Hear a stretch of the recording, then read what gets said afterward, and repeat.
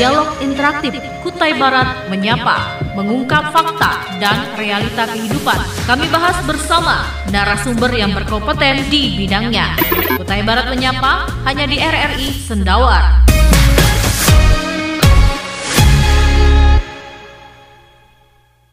Selamat pagi pendengar Radio Republik Indonesia Sendawar di mana saja Anda tengah mendengarkan siaran kami. Bersama saya Andreas Trisno menyapa Anda di program khusus Dialog Interaktif Kubar Menyapa untuk edisi hari ini. Pendengar, hari ini kami sudah menyiapkan satu topik yang menarik sekali untuk mungkin kita bisa perbincangkan bersama. Di mana ini menjadi keluhan dan hampir sekali kita dengar setiap tahun ya, dan isu ini tidak pernah berhenti berubah, hampir sama saja isunya ya. Ya pendengar, salah satu problem di tengah masuknya berbagai investasi di daerah kita termasuk perkebunan kelapa sawit ini adalah ternyata tidak juga tuh bilang bisa memperbaiki nasib masyarakat gitu ya. Salah satunya, meskipun tidak semua ya, salah satunya itu para petani plasma. Nasibnya cukup miris. Begitulah nasib miris petani plasma di Kutai Barat. Nanti kita akan perbincangkan persoalan ini bersama dua narasumber, yang satu hadir di studio dan satu via telepon ini. Ada Pak Kurdiansyah, Ketua Koperasi Serba Usaha atau Koperasi KSU Sejahtera Bersama di salah satu kampung di Kutai Barat. Kemudian ada Pak Mateus Anca, beliau adalah Ketua Forum Petani Plasma Kabupaten Kutai Barat. Oke, saya sapa dulu ini Pak Kurdiansyah nih yang ditelepon via telepon. Kita dengarkan dulu nih kira-kira gimana sih ceritanya teman-teman kita para petani plasma di Kabupaten Kutai Barat yang selama ini katakanlah mereka kok malah berjuang di atas tanahnya sendiri untuk mencari keadilan. Kita coba tanya-tanya dulu dengan Pak Kurdiansyah ya. Pak Kurdiansyah, bisakah kami dengar cerita dari Pak Kurdiansyah? Beberapa waktu yang lalu kan sempat ada hearing ya di DPRD mengenai pertimbangan petani plasma di sana ya. Apa sebetulnya yang masalah yang terjadi di sana, Pak? Ya, pertama kita mengeluhkan soal beban hutang yang cukup besar, kayak gitu. Sedangkan menurut perhitungan kami, terhitung 2016 itu sudah panen, kayak gitu. Nah, di dalam hal ini banyak permasalahan yang menjadi pertanyaan petani plasma, pengurus koperasi soal beban hutang. Karena pada saat perjanjian pertama, berdasarkan perjanjian itu 73 juta per hektar. Nah, saat ini sudah mencapai 128 juta. Pertanyaannya, beban hutang ini kan kok harusnya berkurang tapi bertambah. Oh gitu, iya. Dengannya beban hutang ini bertambah, pertanyaannya sampai kapan petani plasma itu mendapatkan hasil yang sesuai kayak gitu. Oke. Karena selama ini petani plasma hanya mendapatkan awalnya 50, kemudian 100, kemudian 150. Nah, bayangkan aja masyarakat, contohnya kalau hanya mempunyai 1 hektar plasma, berarti kan hanya 150 per hektar. Dan masyarakat dengan 1 hektar 10, ambil contoh 20%. Kalau 10 hektar itu hanya 2 hektar plasma, berarti 300.000. Iya. Faktanya masyarakat kehilangan 10 hektar hanya mendapatkan uang 300.000. Nah, yang jadi persoalan adalah, yang menjadi pertanyaan kami masyarakat petani plasma adalah beban hutang. Oke. Beban hutang yang tidak ada kejelasan lunasnya kayak gitu. Oke. Nah, kemudian yang jadi kita persoalkan lagi setelah di cross check di lapangan, ternyata lahan plasma yang dialokasikan oleh pihak perusahaan itu tidak sesuai. Ada kekurangan 95 hektar. Dan ini sudah sesuai perjanjian sudah berlangsung 3,5 tahun. Nah sekarang bayangkan aja dengan kehilangan dengan lahan 95 hektar nggak ada itu dikalikan hasil ya cukup banyak sebenarnya untuk membayar beban hutang karena beban hutang ini ada dua. Beban hutang terhadap bank, hutang terhadap dana talangan. Nah kita nggak tahu yang dimaksud dana talangan apa, karena pihak perusahaan juga tidak pernah memberikan kepada koperasi sedetail data, transparan data, laporan-laporan aja kayak itu, nggak ada lampiran-lampiran yang bisa dipertanggungjawabkan. Nah itulah yang harapannya kita kepada DPR termasuk pemerintah itu bagaimana melindungi petani plasma. Ini seolah kami berjuang sendiri. Sebenarnya ada peranan pemerintah, peranan DPR sebagai wakil masyarakat supaya memperjuangkan hak-hak kita selama ini. Karena ya kita menganggap tidak sesuai kayak gitu. Ya ambil contoh yang saya sebutkan tadi itu yang saya sampaikan berdasarkan data fakta. Nah itulah yang saya sampaikan Pak, yang menjadi sebuah keluhan. Dan kami berusaha memperjuangkan dan sekarang ini pun saya akan menyurati pihak perusahaan untuk mempertanggungjawabkan atau mengganti kekurangan lahan plasma yang dialokasikan kepada kita. Nah tambahan juga permasalahan beban hutang ini itu ada beberapa hal. Jadi pada pengelolaan kebun koperasi itu tidak maksimal. Oke. Dan itu kan persoalan lain kayak gitu, termasuk biaya operasional, karena semua pengelolaan itu dikelola oleh kebun dan tidak melibatkan pihak koperasi. Mungkin ketakutan terjadinya intervensi pihak koperasi dalam hal pengelolaan itu. Satu orang pun pengurus koperasi atau orang yang dipercayakan koperasi terlibat di dalam pengelolaan kebun plasma tadi. Sehingga banyak permasalahan, termasuk ya tadi kurang perhatiannya pengelolaan kebun plasma. Nah, jadi ada yang banyak buah busuk yang tidak diangkut dengan berbagai alasan. Saya kira itu informasi atau yang saya bisa jelaskan ke Bapak kalau persoalan itu. Terima kasih Pak. Baik, terima kasih. Ini Pak Kurdiansyah sudah bersama dengan kami. Nanti kalau sempat nanti kami hubungi kembali Pak Kurdiansyah ya. Ya Pak. Baik, itu Pak Ancah tadi kita sudah dengar sedikit saja ya. Memang miris ya, mereka tadi informasi Pak Kurdiansyah misalnya masyarakat ini kok tahu-taunya ada utang double gitu. Ada utang ke bank, ada juga katanya utang talangan. Sementara lahannya tadi katanya 20% iya, ujung-ujung ternyata kurang juga, tidak sesuai dengan ini. Carut-marut seperti ini sudah barang tentu menjadi catatan ya dari teman-teman di Forum Petani Plasma Kutai Barat. Nah, kalau dari Pak Ancah sendiri nih, kita bicara dari latar belakangnya dulu. Kenapa lahirnya namanya ada Forum Petani Plasma? Sebelum nanti mungkin kita menambah lebih jauh lagi. Ya, baik Pak. Forum Petani Plasma Kabupaten Kutai Barat ini yang kita melihat sepanjang sejarah perkebunan kelapa sawit di Kutai Barat ini, kita melihat ada kesenjangan antara petani plasma dengan kebun inti perusahaan. Ya, sampai saat ini belum ada terrealisasi sesuai dengan ketentuan.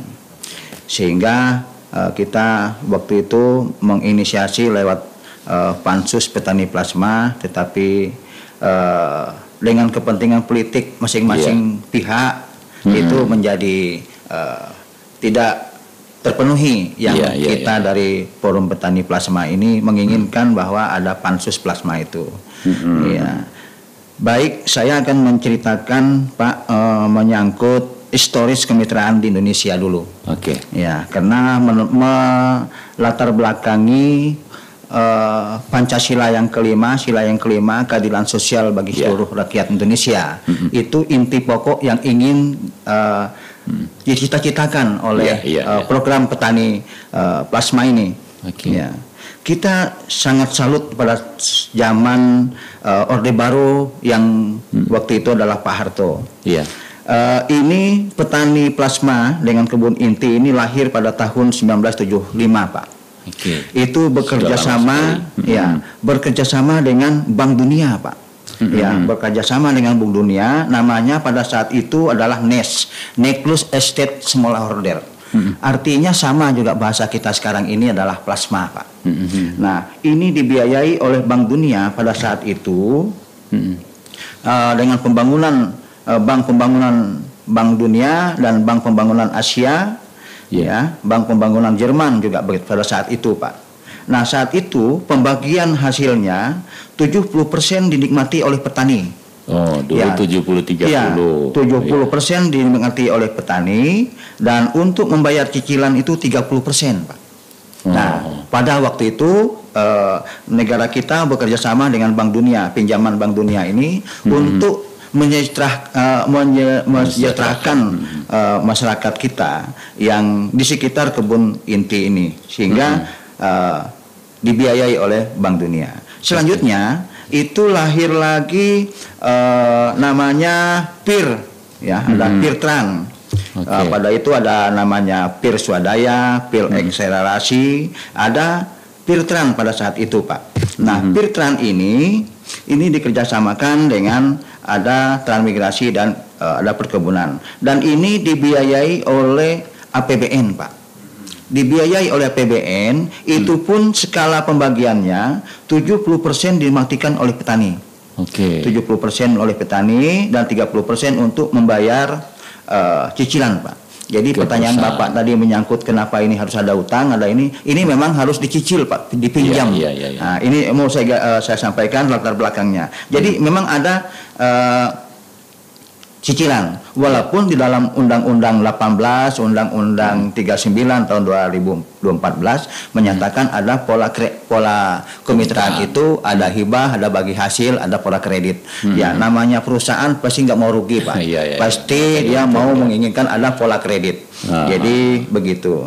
Nah, setelah itu, Pak, ada program KKPA. Setelah PIRTRAN ada KKPA. KKPA ini kredit koperasi primer per anggota. Nah, ini juga dibiayai oleh investasi melalui APBN, Pak. Ya, bekerja sama dengan koperasi melalui perusahaan pendampingnya ini.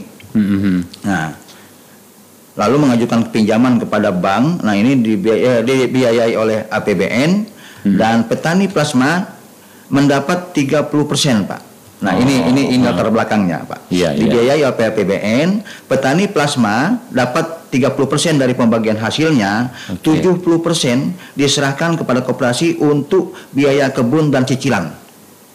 Nah, ini prosesnya, Pak. Jadi saya ulangi lagi, 30% pada 30%. Program KKPA ini, 30% untuk petani dan 70% diserahkan koperasi untuk membiayai kebun, operasional kebun dan cicilan pokok dan cicilan bunga. Nah, setelah itu di tahun 2015 dari 2007 sampai 2015 ini ada namanya program pemerintah menyangkut revitalisasi perkebunan yang disingkat REPBUN. REPBUN, Pak. Nah, ini baru dibiayai oleh perbankan nasional. Nah, entah itu bank mana yang membiayai, bank pemerintah, ini bank kredit yang dibiayai oleh perbankan nasional. Nah, lalu perusahaan pengolahan kebunnya, perusahaan inti mengelola kebun plasma pada masa pengembangan dan masa panen. Nah ini sistemnya Pak, revitalisasi tadi. Jadi makanya Bapak menanyakan kenapa kok nggak koperasi yang mengelola, nggak petani yang mengelola. Ini namanya pool minute Pak. Jadi perusahaan yang mengelola pool, mengelola pool Pak. Baik pembukaan kebun, pengembangan kebun maupun mengenai sampai masa panennya Pak. Lalu di sini disebutkan di dalam pembagian hasilnya ini antara 20 sampai 30 yang dinikmati oleh petani, ya 70% untuk pembiayaan kebun, manajemen dan cicilan.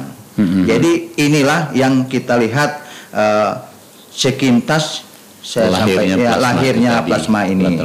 Nah, lalu sekarang ada beberapa pertanyaan petani plasma di Kutai Barat ini. Sesungguhnya bukan hanya di Kutai Barat Pak. Masalah plasma ini kalau kita di forum petani plasma ini juga ada petani asosiasi petani Indonesia Pak. Petani plasma asosiasi petani plasma di Indonesia ini juga hampir sama-sama Pak. Kasusnya seperti Kutai Barat. Sistem pembagiannya, sistem utangnya, sistem pengelolaannya, antara perbedaan inti kualitas dengan plasma, pemeliharaannya ada perbedaan. Jadi ini se-Indonesia Pak, bukan di Kutai Barat. Kira-kira itu gambaran umum saya sementara. Baik. Ya, kita mendapat pencerahan ini pagi ini ya. Memang lahirnya plasma itu runutannya bahkan sejak zaman Orde Baru, kemudian sampai dengan era reformasi sampai hari ini dengan lahirnya berbagai aturan, baik melalui undang-undang maupun peraturan menteri atau peraturan pemerintah. Dengan yang kita kenal terakhir sekarang ini sampai dengan undang-undang terbaru adalah Undang-Undang Cipta Kerja tahun 2020 yang juga turunannya juga sudah ada peraturan pemerintah yang mengatur tentang petani plasma, pembangunan plasma 20%. Jadi ya semacam pembagian antara petani masyarakat pemilik lahan dengan perusahaan yang mengelola. Nanti perusahaan dapat 80%, petani 20%. Nanti kalau perusahaan mengelola, lalu bagi hasil lah yang 20% ini.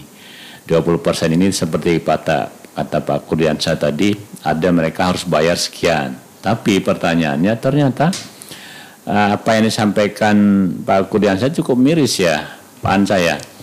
Ada yang memang mereka betul harus bayar 20%-nya itu utang tadi itu ke sebagian ke bank, ada juga sebagian yang ke talangan. Nah, di dalam peraturan setahu Pak Ansa ini, apakah dibenarkan ini soal dana talangan ini? Iya, dana talangan ini memang ada dalam ketentuannya, tetapi bukan talangan ke petani, Pak.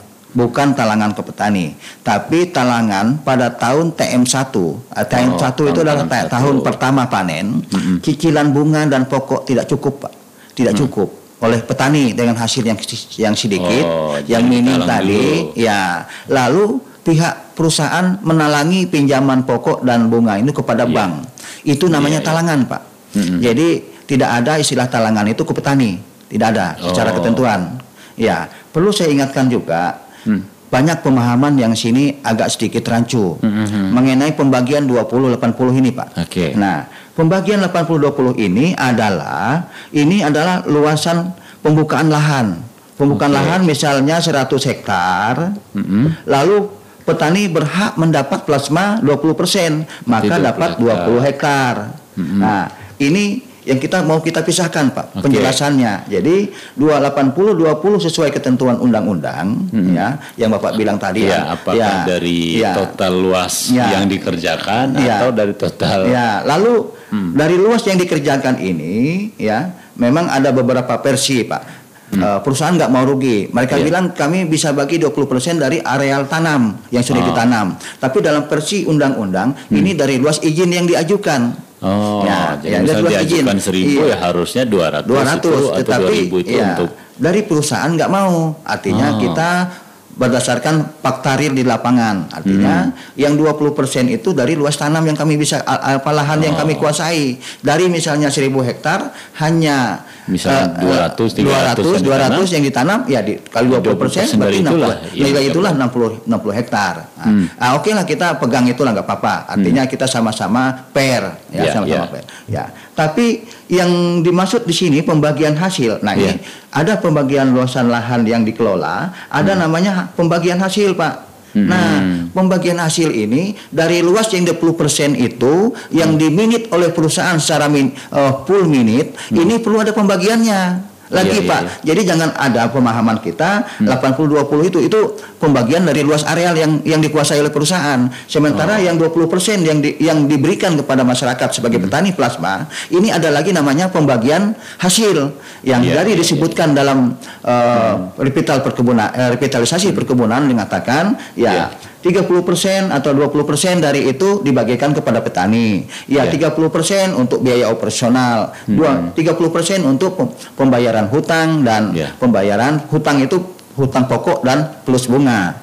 Kalau kita bagi lagi pembagian hutang ini, Pak. Kalau salah satu perusahaan mengikuti program revitalisasi perkebunan, maka ada namanya subsidi bunga. Subsidi bunga itu hanya 7% Pak per tahun. Ini yang mau kita jelaskan kepada masyarakat. Ada subsidi bunga. Terus kalau mereka tidak menggunakan subsidi bunga, ini tidak menggunakan program revitalisasi perkebunan, itu dia menggunakan sistem bunga komersial, Pak. Nah, bunga komersial ini kita anggaplah 13% per tahun bunga bank. Jadi ini yang perlu kita pahami. Sesungguhnya saya ulangi lagi, talangan itu tidak ada talangan ke petani, tapi harusnya perusahaan menalangi pinjaman petani yang tidak cukup untuk pembayaran pada TM1, TM2 dan TM3. Jadi itu namanya talangan, tidak menjadi beban hutang. Nah, sekarang ini Pak menjadi miris bagi kita sebagai forum petani plasma, talangan kepada masyarakat petani plasma menjadi beban hutang. Jadi hutangnya bertumpuk, Pak, sudah menjadi ada hutang pinjaman bank, ada talangan kepada masyarakat juga menjadi beban hutang. Ini duit yang sama yang dia kapan lunasnya, Pak? Kasihan. Ini yang mau kita bahas pada saat ini. Oke, kira-kira itu dulu, Pak, sementara. Menarik memang miris ya, seperti kata Pak Kurdiansa tadi, mereka betul katanya ada utang, tapi utangnya double jadinya, sudah bayar ini utang yang mana begitu, sementara mereka merasa bahwa talangan itu juga dibayar ke bank misalnya, karena sudah dibayar sama perusahaan, kok bayar lagi ke bank lagi gitu. Kan double jadinya. Jadi yang benar yang mana nih, Pak? Yang benar itu tadi yang saya sampaikan, bahwa perusahaan menalangi kepada bank, yang mana hasil petani pada TM1, TM2, TM3 tidak bisa membayar hutang. Tidak bayar untuk yang 30% loh, Pak. Tidak yang 30% itu dana pengelolaan pinjaman hutang dan bunga. Yang 30% dari dana operasional, 30% dan tidak mengubah pembagian hasil, tetap petani plasma mendapat 30% dari hasil. Contoh, Pak, ini contoh. Misalnya hasil petani plasma itu tahun TM pertama mendapat 1 juta per hektar. Tapi 1 juta per hektar ini 30% untuk petani, untuk petani berarti kan 300.000, Pak. Untuk petani tahun pertama. Ini contoh, Nah, terus 30% dari 1 juta ini untuk cicilan bunga. Nah, cicilan pinjaman dan bunga berarti kan 300.000, Pak, per hektar. Nah, yang inilah yang 300.000 ini misalnya harus dibayar 500.000 kepada bank, maka bank akan menambah 200.000, Pak, menalangi. Ini maksudnya, Pak. Nah, menalangi kepada bank kena dana dari petani tadi itu kurang. Dari petani 300.000 kurang 200.000, maka dia menalangi kepada bank. Itu, Pak, konsepnya menalangi kepada bank, bukan menalangi kepada petani. Nah, petani ini sudah jelas nasibnya 30% dari pembagian 1 juta tadi. Nah, jadi dia tetap mendapat 300.000 dan ini ada kenaikan setiap panen, Pak. Bahkan mencapai 1 juta bahkan sampai 2 juta. Nah, 30%-nya ini untuk biaya operasional kebun, Pak. Nah, operasional kebun ini adalah ada dana perawatan, penyemprotan, panen dan pemupukan. Nah, ini bermacam-macam dia, Pak, dalam operasional ini. Dan ini tidak bisa diganggu. Nah, lalu yang 5% ini misalnya ada pi koperasi, Pak. Nah, ini berdasarkan kesepakatan ya, perjanjian. 5% misalnya ini untuk perusahaan, mereka mengelola secara full minute ya Pak. Jadi full minute ini mereka kelola mendapat 5% dari hasil petani per hektar. Nah, ini yang menjadi pertanyaan kita pada saat ini. Sudah kita talangan ya, diberikan lagi 100.000 per hektar saat ini, ada 150.000 per hektar. Inilah yang mau kita minta kepada pemerintah yang mereka mau melakukan pengawasan ya, melakukan pengawasan. Jelas-jelas pengawasan ini dilaksanakan oleh pemerintah karena mereka memberikan fasilitas kepada investasi. Ya, kira-kira itu Pak. Baik, Nah, kan kalau berkaitan dengan utang, berarti kaitannya kan dengan seberapa besar dong utang yang mereka harus tanggung kan begitu ya?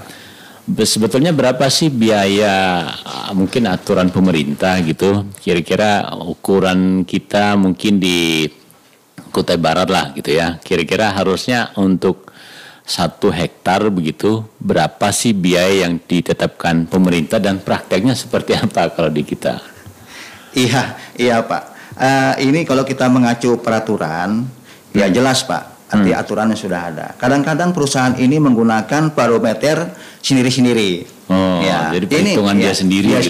Ya ini kita kembalikan juga ke pemerintah sebagai lembaga yang melakukan punya kompetensi, punya hak untuk pengawasan. Untuk pengawasan. Jadi kita bagaimanapun kita ini berteriak sampai putus urat leher, kita punya hak di situ Pak.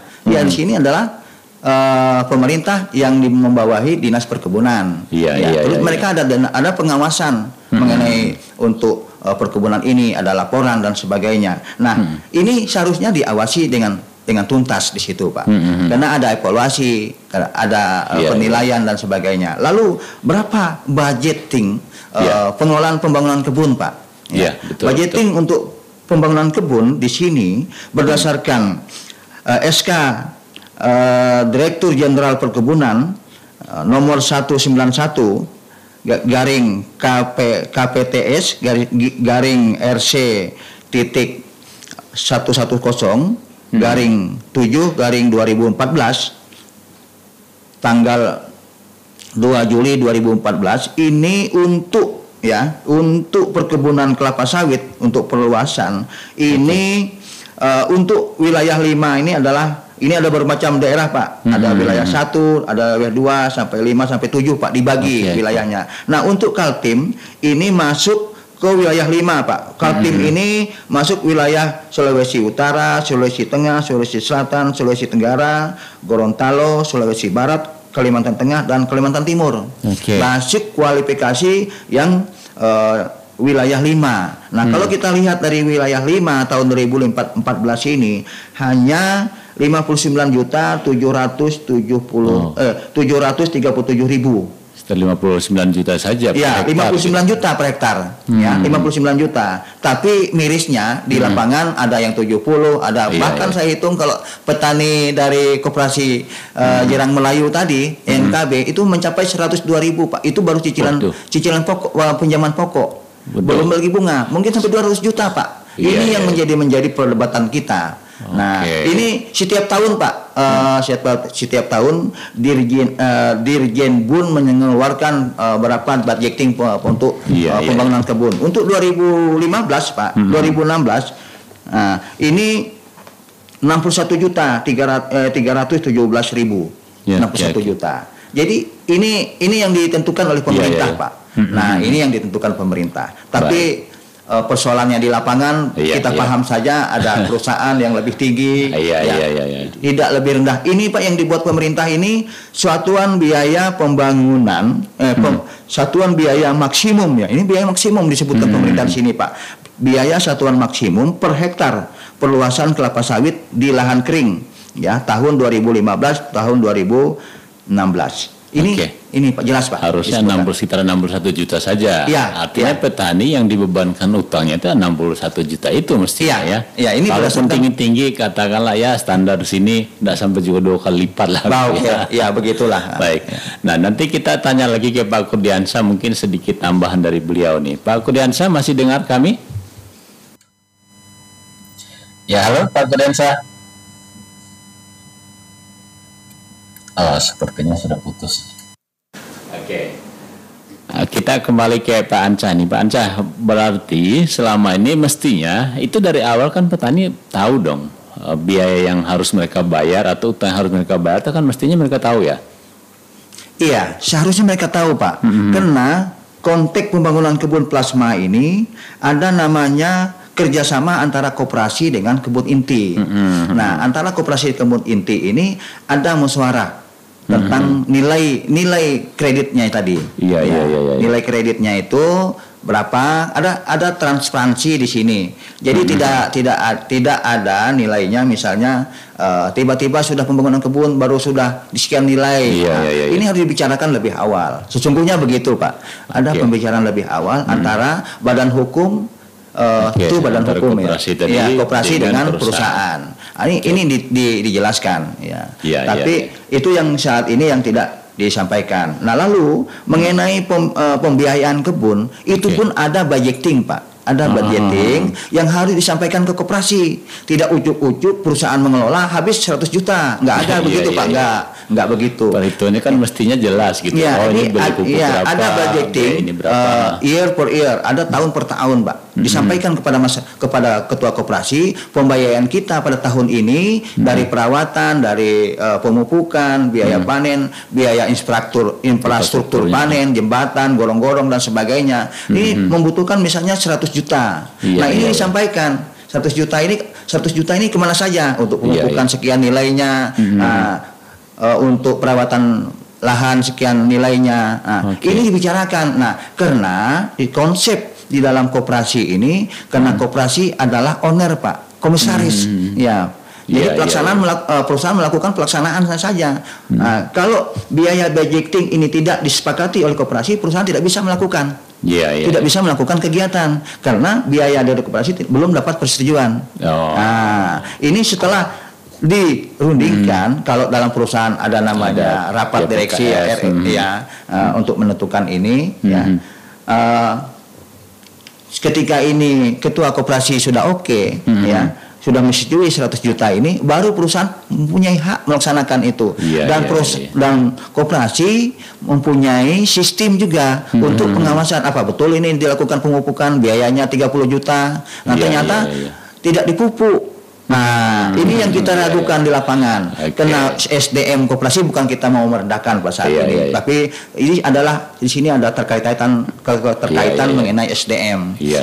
Sesayogianya koperasi harus mempunyai satu orang manajer yang menguasai tentang perkebunan.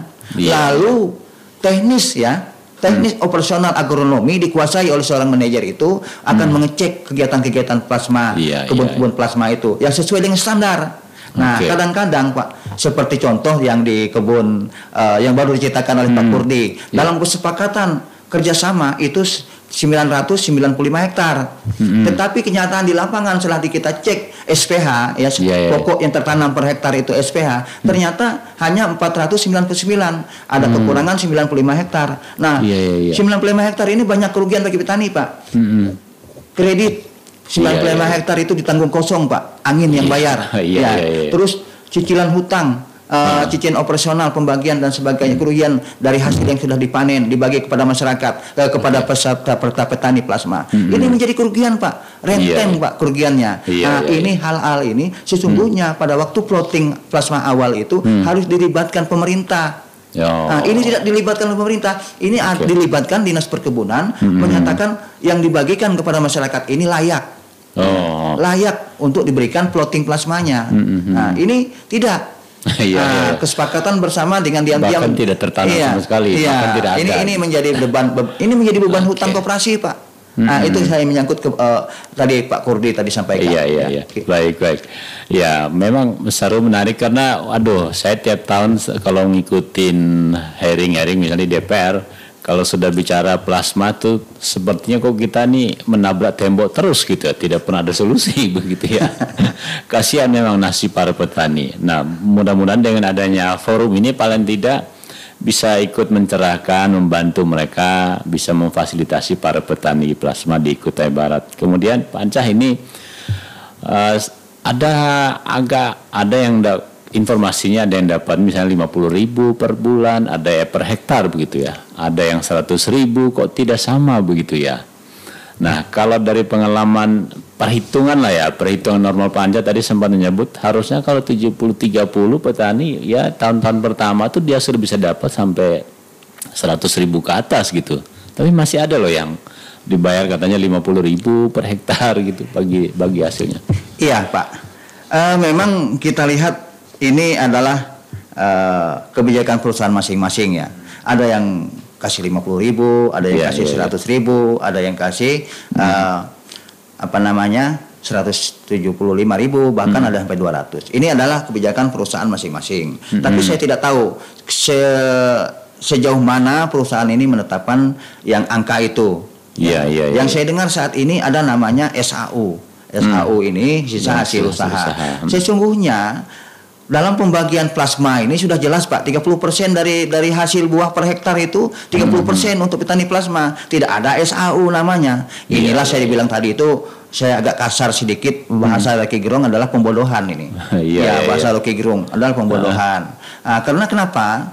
Kita hitung hektar per ton per hektar per tahun per bulan. Tidak ada kita kasih 150.000. Karena hasilnya hitung per ton. Bisa kalau misalnya 1 bulan 1 ton misalnya, kasih kecil aja kita 1 ton.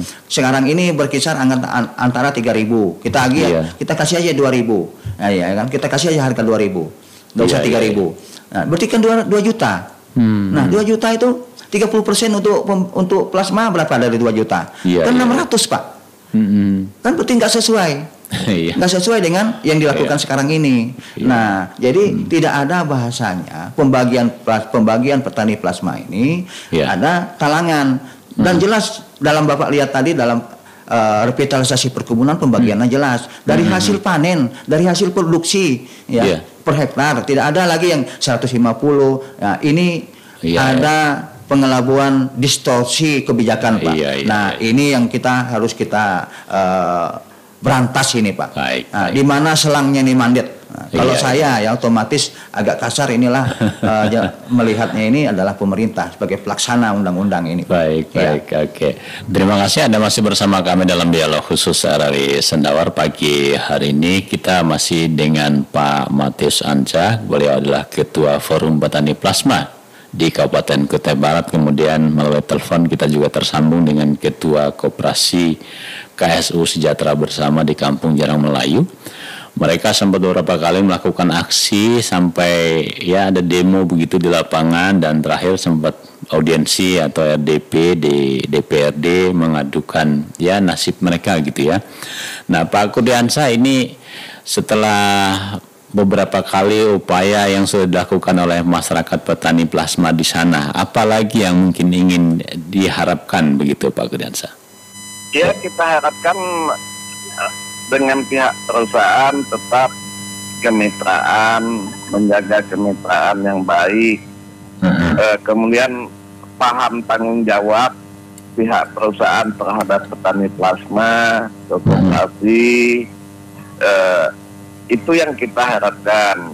Sementara ini kemitraan tidak berjalan dengan baik kayak gitu, karena kita juga masyarakat kan banyak yang bertanya merasa dirugikan, seperti tidak ada kejelasannya masalah beban hutang berapa lama, kemudian hasil plasma juga dianggap masih sangat kecil. Nah, kemudian yang paling utama saat ini kita minta lahan plasma yang kurang itu segera dialokasikan oleh pihak perusahaan. 95 hektar itu tidak sedikit, sangat banyak sekali. Kemudian diharapkan agar pihak perusahaan itu bertanggung jawab.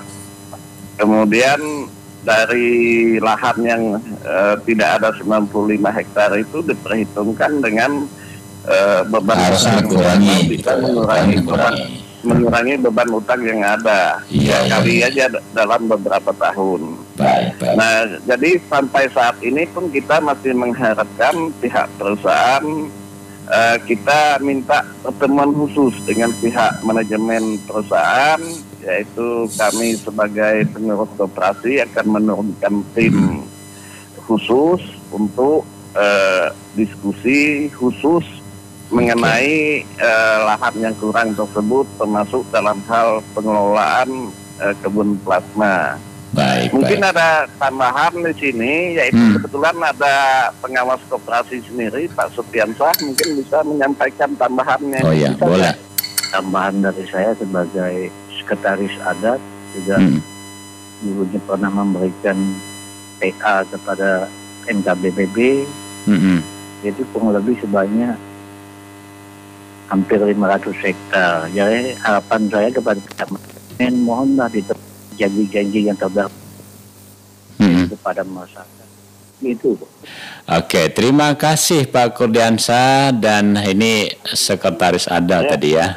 Kita sudah sedikit mendengarkan tadi apa menjadi harapan dari para petani plasma di sana ya, di Kampung Jarang Melayu, yang memang betul juga ya Pak Ancah ya, kalau misalnya mereka ini tadi harusnya yang tidak tertanam ya tidak dibayar dong. Ini ya malah tidak ditanam 90 sekian hektar malah tetap dibayar gitu. Nambah utang petani jadinya ya.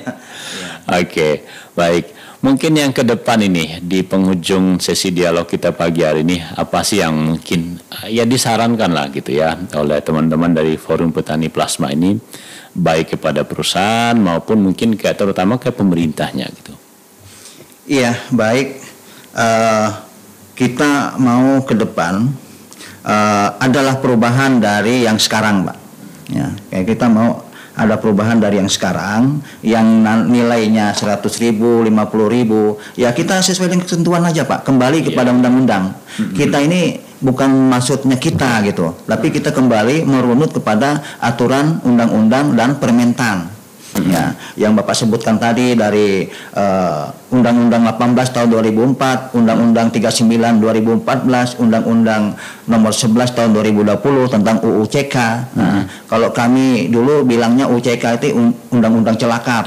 Iya, undang-undang celaka. Nah, karena ini celaka semua kita dengan akibat undang-undang ini. Sehingga ada beberapa poin klaster yang digagalkan dibatalkan oleh Mahkamah Konstitusi. Nah, ini. Nah, lalu saya mau menjelaskan ke depan mengenai tuntutan masyarakat kepada perusahaan.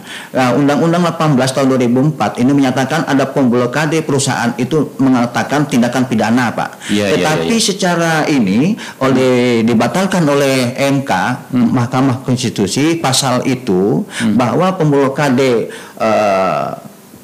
perusahaan bukan tindakan pidana itu dihapus, Pak.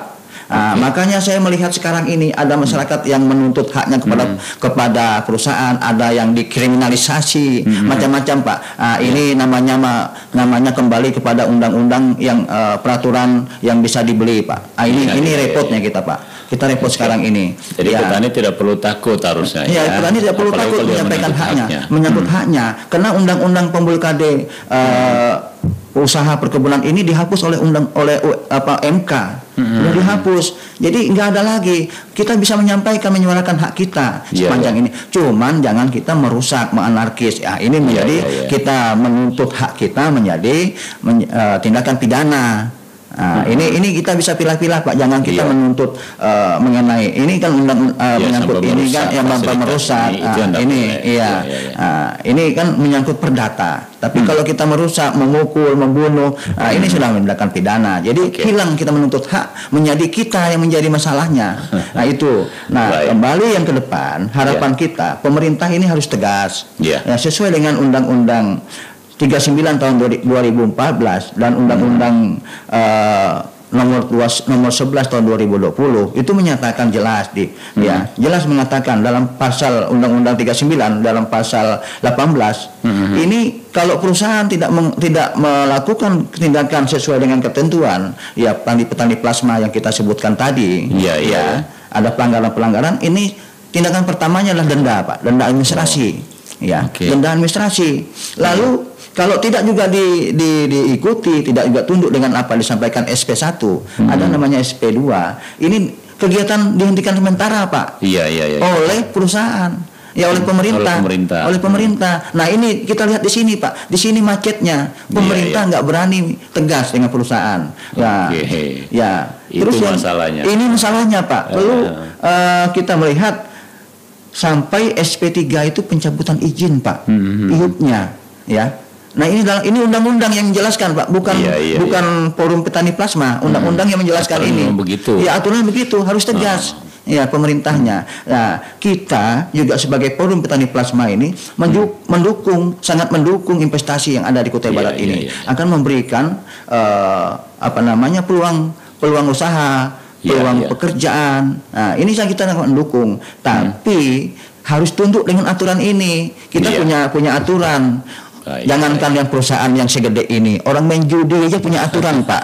Kalau pasang tongkok 3 kali lipat, kalau pasang layang 2 kali lipat. Tunduk semua dengan aturan kesepakatan. Ini sudah ada aturan undang-undang konstitusi loh, Pak. Bukan permohonan masyarakat yang mengajukan proposal punya hak perusahaan setuju tidak setuju. Ini wajib hukumnya. Wajib hukumnya. Makanya kita berharap ke depannya mari pemerintah karena di sini untuk membangun sebuah kebun mempunyai 3 pilar dasar pembukaan perusahaan perkebunan ini, Pak. 3 pilar ini adalah satu adalah investor. Investor ini yang punya modal, yang punya biaya, punya skill. Lalu pemerintah yang punya kewenangan memberikan izin regulasi dan sebagainya. Lalu ada lahannya gimana, masyarakat punya lahan. Nah, jadi 3 pilar ini punya kekuatan dan yang disatukan sehingga kebun ini dapat berjalan dengan lancar. Jangan sampai perusahaannya kenyang, pemerintahnya juga sedikit kenyang, masyarakat yang lapar sampai kena penyakit busung lapar, Pak. Nah, ini yang kita inginkan. 3 pilar inilah yang sangat dibutuhkan. Pemerintah menggunakan kewajibannya, investor juga mempunyai kewajibannya, masyarakat harus menerima haknya di sini. Ini 3 pilar ini yang sangat penting. Lalu prinsip pembangunan kebun ini adalah harus menjaga lingkungan, planet, people dan profit. Nah, sekarang ini dibalik, Pak, oleh perusahaan. People dulu, baru planet, baru profitnya dulu, baru planet, baru people. Nah, yang diharapkan oleh lingkungan hidup itu, Pak, adalah planetnya dulu. Buminya harus.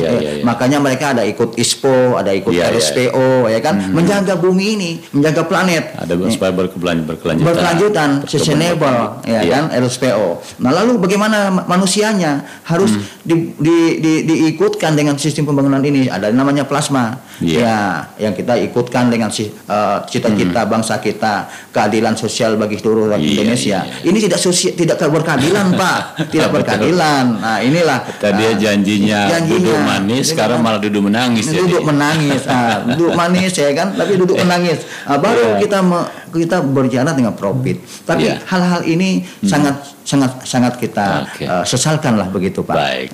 Oke. Terima kasih banyak Pak Ancah, luar biasa ini lagi sudah. Satu, Pak. Pak. Ini mengenai pengembalian cicilan. Berapa tahun harus lunas, Pak? Berapa tahun? Nah, kalau berdasarkan hitungan, revitalisasi perkebunan ini tadi, itu tahun ke-7 atau tahun ke-10 udah lunas, Pak. Oh, idealnya. Tahun ke-10 idealnya. Utang seumur hidup. Bukan utang seumur hidup, Pak. Jadi kena kita hitung panen pertama itu tahun ke-4.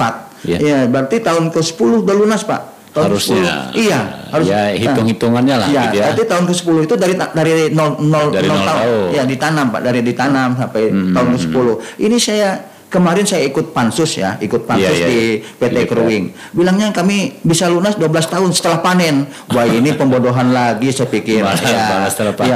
Kalau mereka bicara di depan anggota dewan yang belum mohon maaf belum tahu regulasi mengenai perkebunan ini. Tapi saya secara orang yang berkecimpung dengan pengalaman, ini jangan melakukan pembodohan lagi, karena hitungan saya boleh adu argumentasi kalau memang perusahaan hadapkan kita Forum Petani Plasma ini dengan perusahaan untuk menghitung berapa tahun petani itu lunas, jadi kita berani, Pak, berargumentasi, kita berani bertanding, kan bukan bertanding, menjelaskan argumentasi masing-masing, dari mana perusahaan mendapat 12 tahun baru lunas tapi setelah panen. Nah, kita berhitung itu hanya berdasarkan jumlah produksi per tahun, per hektar dengan harga buah. Itu yang mempengaruhi variabelnya. Tapi tidak ada yang harus 12 tahun, 15 tahun, bahkan seumur hidup.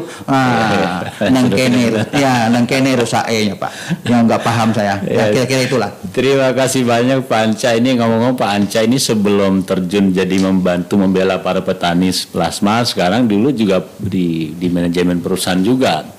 Jadi tahulah lika-liku di dalamnya gitu ya. Oke, baik. Memang nasib miris para petani plasma di Indonesia, pada khususnya di Kabupaten Kutai Barat ini, ya misalnya soal harga yang tidak adil, harga jual TBS misalnya yang mungkin hanya diketahui oleh perusahaan, tidak tahu oleh para petani, pembagian keuntungan yang tidak seimbang, kemudian beban utang yang juga seperti dikatakanlah teman-teman dari Jarang Melayu tadi.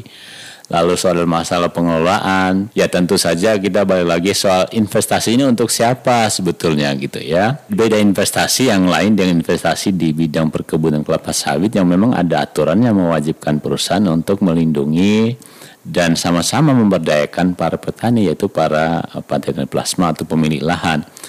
Tentu saja investasi yang bijak itu tidak harus mematikan yang lainnya, tetapi memberikan peluang bagi pertumbuhan yang berkelanjutan. Mudah-mudahan kita bisa jumpa lagi di lain waktu. Sebetulnya masih banyak yang bisa kita gali, tapi waktu kita terbatas. Sampai di sini dulu jumpa dengar kita dalam dialog khusus RRI Sendawar di Kubar Menyapa hari ini. Saya Andreas Trisno dan kerabat kerja bertugas mengucapkan terima kasih untuk kebersamaan Anda. Selamat berlibur ya dan sampai jumpa. Demikian dialog interaktif Kutai Barat Menyapa.